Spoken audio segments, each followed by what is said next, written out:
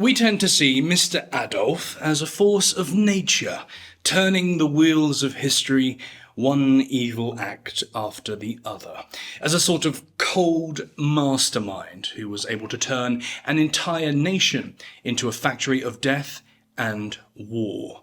And although this is true, what we often don't learn about Hitler is that he was a profoundly odd person. Like, really odd. Now, that's not unusual for dictators, they all have their foibles and quirks, but I think Hitler might take first place for history's strangest tyrant. A man who was obsessed with health and hygiene, whilst at the same time taking obscure concoctions of amphetamines and bull semen. A man who was troubled by a flatulent stomach, which could make a room so stinky his inner circle would complain, whilst at the same time refusing to shake hands for fear of germs. Someone who, on the surface, seemed completely uninterested in women, but would go on to have such destructive relationships with them that every woman he was romantically entangled with would ultimately end their own life. A man who was profoundly shy and quiet, but nonetheless took the stage and rocked history. Today, we peel back the myth and take a stark look at the man, warts and all.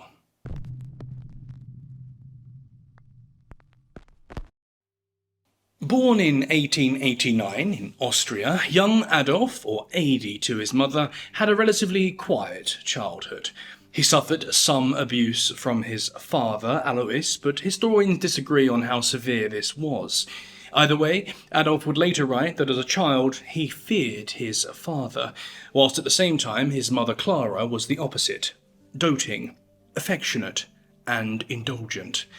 This background would set the stage for what is arguably the weirdest thing about Hitler, his personal relationships, or lack thereof.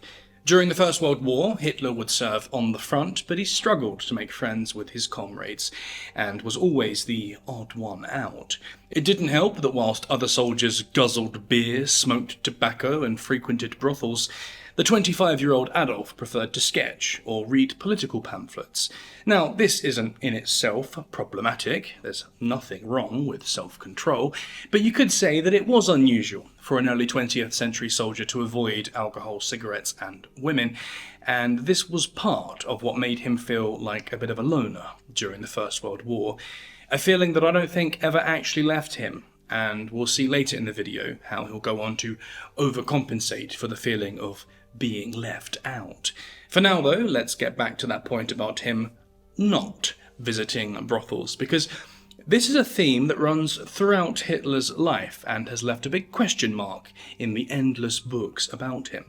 See, sexually speaking, Hitler is a total enigma, which makes him quite unlike the average person, and most tellingly, very unlike other dictators. Stalin was a serial womanizer in his younger years, fathering several children from different mothers, but then became almost completely abstinent and monk-like after taking power in the 1930s. Mao Zedong was the other way around, slightly less successful in his younger years, but once established, he indulged in his voracious appetite for women, famously taking a plate of Hong Shao Rou and a virgin to bed every night, and of course, this was often exploitative in the process. Hitler, on the other hand, who knows? There's been lots of rumours about depraved interests or abusive tastes, but these are just rumours. Nothing about this part of his life has really been confirmed, leading some to say that he may have been asexual, or, being a germaphobe, may have had some severe hang-ups about the process itself. Either way, this fastidiousness was enough to raise some eyebrows, especially amongst another of his contemporary dictators, Benito Mussolini, who, in almost stereotypical Italian fashion, was very much a stallion in this regard. Although it must be said, like Mao, exploitation was often the reason for his impressive number of very young mistresses. In any case, in the 1930s, the two men actually met in Rome to discuss the future of fascism in Europe. Mussolini, who had always seen Hitler as a bit of a prude, suddenly came across a delicious morsel of confidential information. It had been reported that in the early hours of the morning, the Fuhrer had called for a woman to be sent to his bedchamber. This little detail delighted Mussolini, who now finally had proof that the Fuhrer was a man just like any other and with the same appetites. Mussolini was savouring his gotcha moment. Not so bloody pious now, are you? But, as it would actually transpire, here Hitler had actually called the lady up with other things in mind. He was to give a speech the next day and was fussing with the way his shirt had been ironed. The lady came to his room, ironed the shirt, starched the collar, and was briskly sent away. Mussolini found this revelation deflating, and once again found Hitler impossible to read. Again, none of this is in itself problematic behaviour by any means. There's nothing wrong with this, but it does reveal something of Hitler's unusual character. Whereas others might be enjoying the perks of power, Adolf was busy obsessing over his personal appearance, all the way into the dead of night. But, uninterested as he may have been, this feeling did not go both ways. When Hitler was doing his stint in Landsberg prison after the failed beer hall putsch of 1923, he had managed to garner himself a respectable collection of groupies, women who were charmed by his antics and took to him, bachelor as he was, with squealing adulation. In Landsberg, Adolf enjoyed relative freedom despite being technically imprisoned, and he was even allowed to have visitors in his private room. It would have been all too easy to have a Fräulein over to help pass the time. Unfortunately for the Gerlis, however, the only thing that actually ever got past the bars were the love letters, and the one thing Hitler actually liked: the pastries. Baked with love from home and sent in to lift his spirits, it was ultimately no more than flour, sugar and butter that Hitler would truly indulge in, adding a bit of podge to his previously slender, undernourished frame. This would make Adolf Hitler one of the few prisoners in human history to have actually gained weight during his time in captivity. But hey, there are perks to any job, I suppose. Nonetheless, though, it wasn't as though the man was incapable of noticing the opposite sex, and there would be only woe and misery to those who actually caught Hitler's eye. A few years after getting out of Landsberg, Hitler grew attached to his half-niece Geli. In 1929, Geli, who was just 19, moved into Hitler's Munich apartment. The Führer would have been around 40 years old at the time. Quite the age gap. Nonetheless, though, Herr Hitler was smitten by her, and the two had an incredibly intimate relationship. There's a big question mark about whether this became more than just familial love, but Adolf certainly acted like more than just a loving uncle.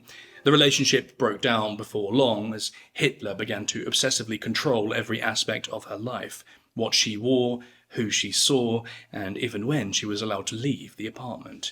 The older man was besotted. The younger girl was desperate for some relief from the doting but abusive uncle. In the end, Geli could stand no more, and she tragically shot herself in the chest at the age of 23, 4 years after moving in with Hitler. Adolf had the whole scene wrapped up quickly to avoid outrage and any suspicion of foul play on his part, but the experience stuck with him, and he never really got over the loss of Geli, even if it had never been a proper relationship, or it was him that was responsible for driving her to this extreme end. Either way, lessons were not learned. His second public relationship, this time with Eva Braun, would also end the same way, although under different circumstances, with her also taking her own life just a few moments before Hitler did so himself in 1945, towards the end of the war. This meant that both of his intimate relationships ended in suicidal tragedy, a grim reminder of the deep personal darkness behind the public monster. But let's take a look at something other than relationships. Let's look at politics. See, one of the lesser-known stories is how Hitler actually got into politics, and it's quite interesting. Many know that he joined the German Workers' Party before climbing the ranks and morphing it into the National Socialist Party with himself at the helm. What many don't know is how Hitler actually found this party. After the end of the First World War, Germany's newly established Weimar Republic was incredibly unstable, being attacked on all sides by political extremism and civil violence. Hitler joined up as an intelligence officer during this period, and he was originally sent to spy on the German Workers' Party to see if they posed a threat to this fledgling state. Despite being sent to keep tabs on this unruly group, Hitler decided to join it, and he turned a potential threat into an actual disaster. I think it's painfully ironic that the state sent Hitler to control the future of this party, and then Hitler used this party to control the future of the state. But there you are. In any case, Hitler's political affiliation came later in life, and although he's remembered primarily as a fierce public speaker, able to capture and adulate the crowd, this wasn't always the case. We mentioned earlier that in the First World War, Hitler was quiet and withdrawn, and this was also true of his early speeches. He was actually pretty woeful on stage, at least at first, but after some religiously applied practice, he got good. And I say religiously applied practice because Hitler would rehearse his speeches non-stop before appearing on stage. Not just the script or the tone or the delivery, but every last detail, even down to the facial expressions and the hand gestures, leading to some truly bizarre photographs like these. This isn't Hitler during a speech, it's him practicing for one. But it looks so extreme.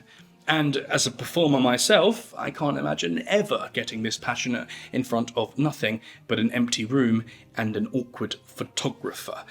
But hey, maybe that's what separates the professionals from the rest of us. But back to politics, Hitler had some beliefs about the world that were just bizarre. Whereas some believed in God and others were purely materialistic about the world, Hitler walked a middle ground, sort of mixed up with paganism and folklore, and a lot of his inner circle were subscribed to this stuff too. Most famously is Rudolf Hess, who believed in divination and tried to find ways to levitate, and Heinrich Himmler, who had an obsession with the Norse god Odin, the Holy Grail, and numerous other occult interests. This Germanic spiritualism, if you could call it that, would even affect Hitler's performance on the world stage, returning once more to Benito Mussolini. When the two were discussing politics one evening, Hitler told the Italian dictator that he was, quote, mystically and scientifically convinced of being possessed, not by a demon or by God, but by a spirit from Aryan mythological prehistory. Mussolini would later say that this comment left him utterly disoriented. Now, I know that these two characters are responsible for some of the darkest moments of the 20th century and have forever stained human history with blood and tragedy. But my God, I just cannot help but be amused by the relationship between these two men.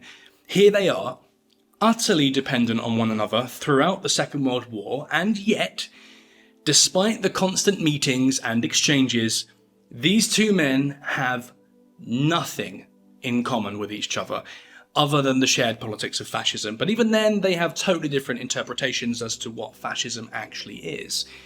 And these two stooges, constantly competing with one another, rambling in broken German about women or Aryan mythology, both completely incompetent in their own ways, talking past one another, equally baffled by the other, and yet, despite their ridiculous personal antics together, they're able to somehow hold Europe hostage for half a decade. It's nuts. Anyway, that's enough on politics, so let's get into some hobbies and foibles to once again drive home just how strange this man was. Firstly, Hitler loved animals, firstly doting on his German shepherd Blondie, and his love for these beasts would go so far that he would even declare himself vegetarian, eating simple meals like porridge and buckwheat, while his officers munched on meat. But behind closed doors, despite his public displays of abstentiousness, Hitler was known to sneak a bratwurst or two, or, if feeling especially pleased with himself, would enjoy his favourite, Leberknödel, dumplings made from pork and beef liver.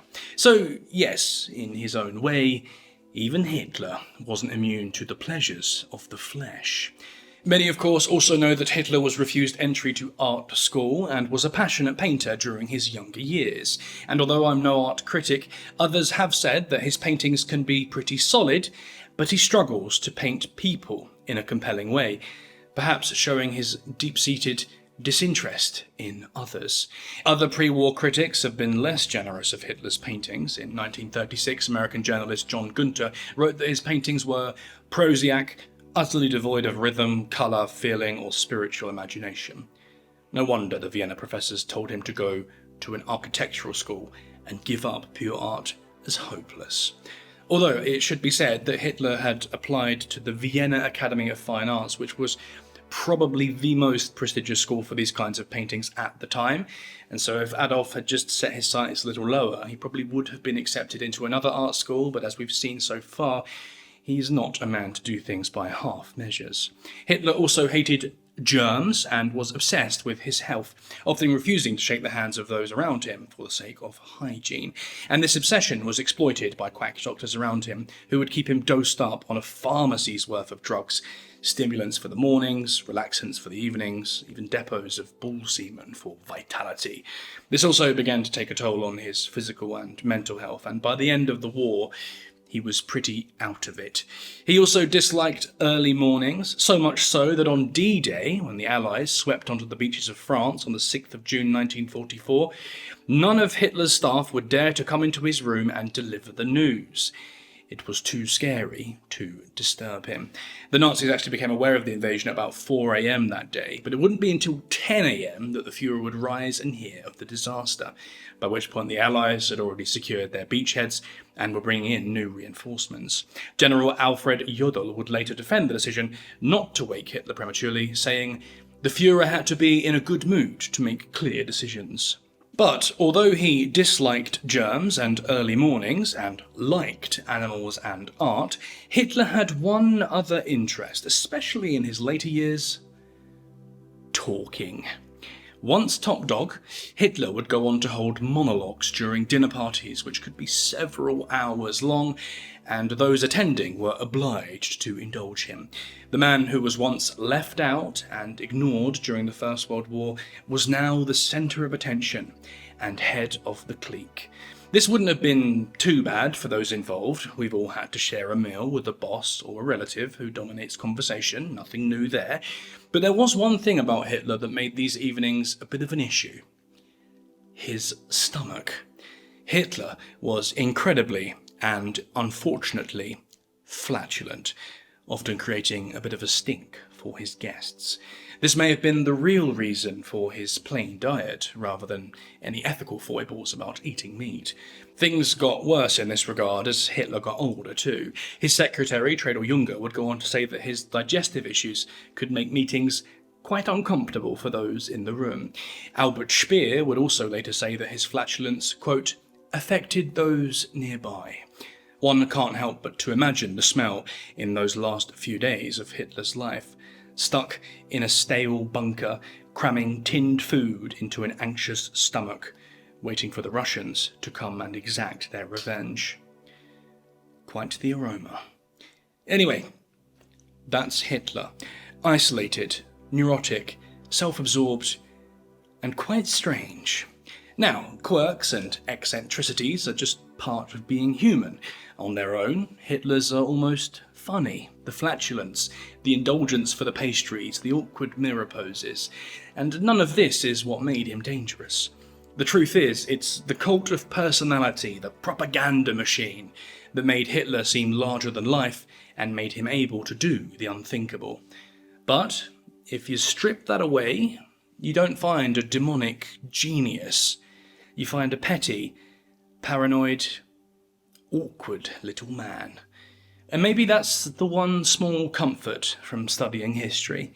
In the end, the myths crumble, and even the man who was once one of the most powerful in the world is still painfully, pathetically human.